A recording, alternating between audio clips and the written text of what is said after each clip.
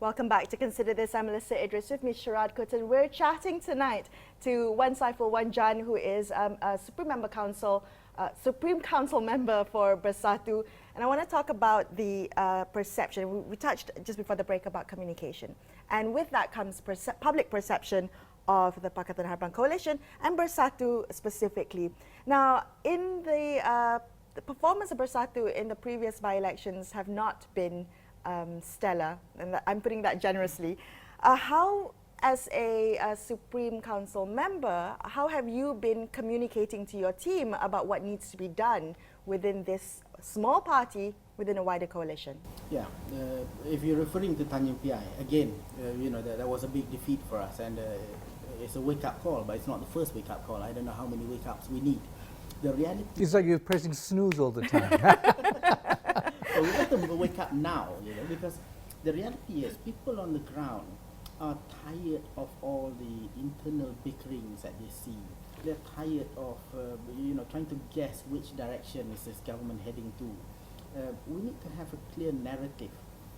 Internally, people like me can make a proposal, but higher ups, those who are implementing those decisions, they need to be consistent in the message and in the direction. Otherwise, Tanjung Piai will repeat itself again. Take for example the swing that took place in Tanjung Piai, especially among the Chinese voters. I think the reason for this is we fought the election, the general election, under a banner of unity, promising a new Malaysia for everyone.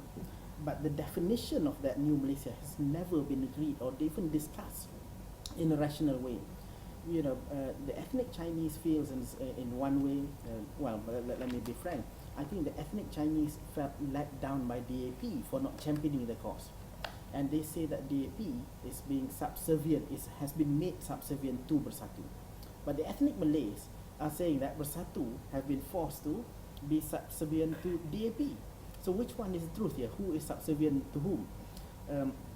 And this kind of sentiment on the ground is happening because we don't have that bigger narrative.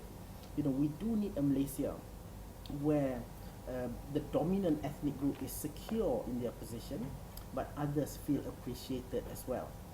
At the moment, this hyping up of the ethnic sentiment is not helping, and I think that showed in Tanjung Piai. Well, speaking of which, the Kongress Maruah Malayu, here, you had individuals from, the kind of intellectual elite of the Malay community.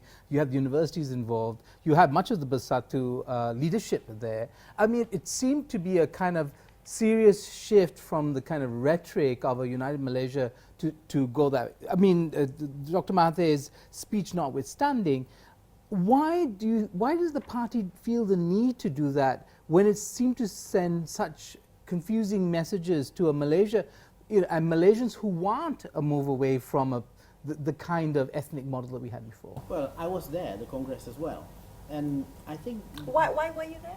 Well, I think Congress needed to be held. You see, you need to understand the sentiment among the Malays, and among the Malays, they feel, or we feel, that there is a shift. What used to be a dominant ethnic group in this country is losing political power after having lost economic power. So this insecurity is definitely not healthy. We need the Malays to feel more confident in themselves. The Malays need to feel more secure in their positions. And events like that, I think it's not really a big event until somebody else hype it up as a big issue. The reality is every single ethnic group at the moment is speaking up for themselves. So just as the Chinese has the right to demand for their rights, the Indians have the right to demand for their rights, the Malays have the right to demand for their rights as well. Yeah, okay, so let's just pick up on one of those elements you talked about, which is the idea of losing power. I mean, which is an extraordinary assertion, because UMNO lost power, that's true, but the Malay community is represented through PKR, Amanah. Yeah. We're not talking about facts, we're talking about perception. So this is where the two comes into play. One is communication, another one is how the public behaves and reacts to that perception. So this is why, to me, the key to this is communication. If we do not have, or if we do not develop this narrative, this national narrative of what New Malaysia is, then we will not be able to communicate properly to the grassroots level. Okay, tell us a little. Insecurity will come. Yeah, so tell us what is it that you think your party or those concerned about representing the community need to play to?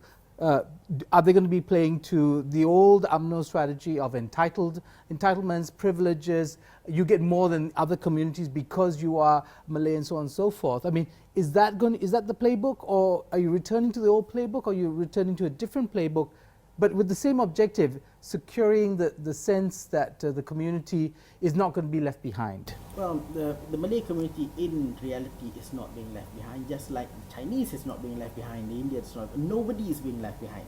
The country is trying to cater to the needs of everyone.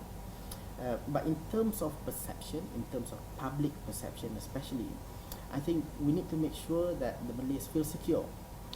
The dominant ethnic group or the majority ethnic group, if they are not secure, then the whole country will be destabilized.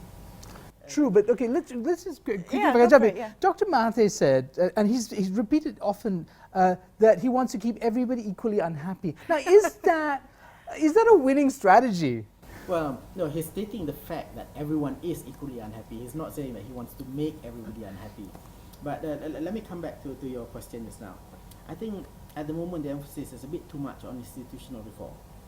The emphasis too much Too much. on institutional reform? Let me explain. Oh.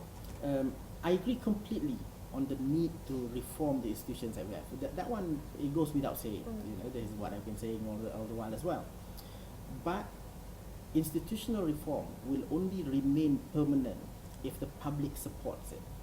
At the moment, public support and public confidence in the government is shaking a little bit. And the reason is not institution, the reason is economic. So I think we need to focus on growing the economy, sharing the prosperity properly, and making sure that everybody feels that they have a share in the economic pie. Once you get you see, institutional reform is a luxury of the middle class, usually. You know, the working class are not thinking about institutional reform. They are thinking about, you know, what can they eat and drink, and you know, what do they have on the table on a daily basis.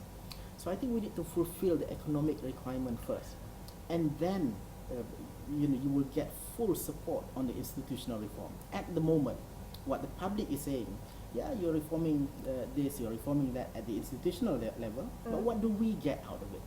Is this a kind of understanding, an assessment, a diagnosis that is shared by the higher leadership of the country? Are they aware of this perception, as you just stated? I'm not going to speak on their behalf. So I think today I'm speaking as from my point of view.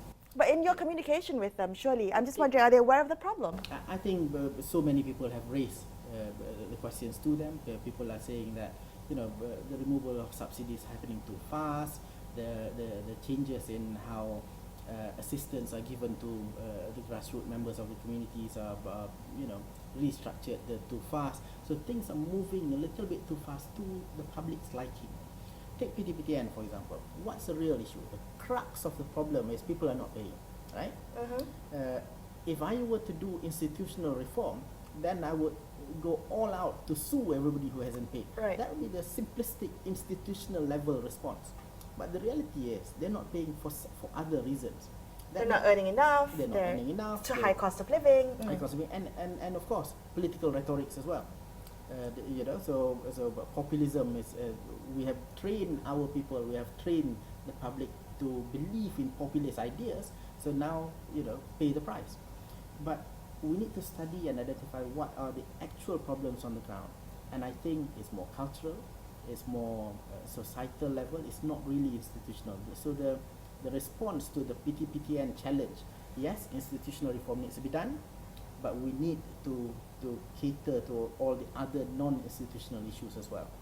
So otherwise, the institutional changes will be rejected. Fascinating insights there. Let's continue this conversation right here on Consider This. So make sure you stay tuned. We'll be right back in a couple of minutes.